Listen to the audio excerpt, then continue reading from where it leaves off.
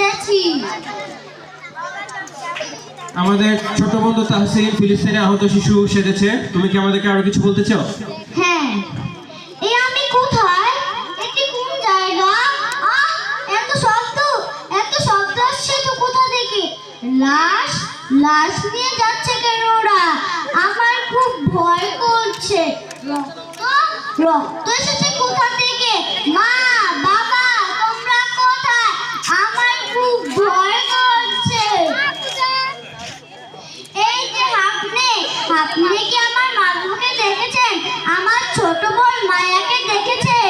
মায়া, এটা ছোট বোন মায়া।